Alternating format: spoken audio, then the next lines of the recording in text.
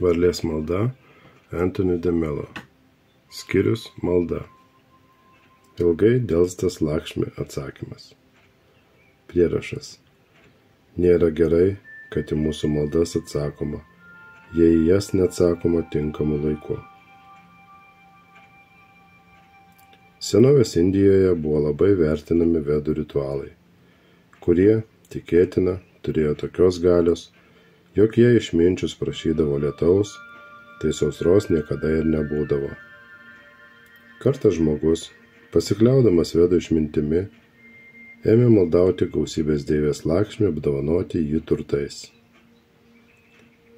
Ištisus 10 metų jo malda buvo bergždžia, po to jis netikėtai suvokė, jog turtai beverčiai ir pasirinko atsižadėjusi gyvenimo Himalajuose.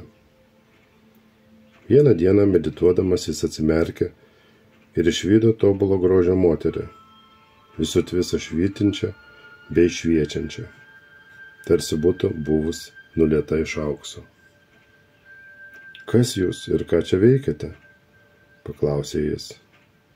Aš gausybės deivė Lakšmi, kuriai tiek metų giedojai garbinimo giesmes, prabilo moteris.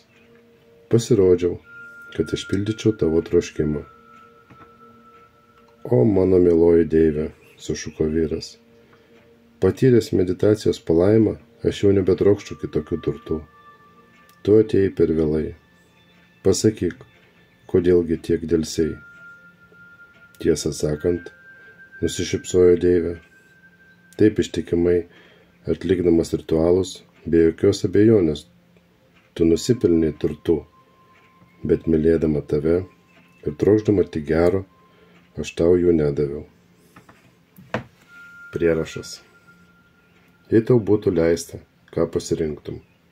Ar tavo noro išpildymą, ar malonę būti ramiam? Nesvarbu, bus jis išpildytas ar ne.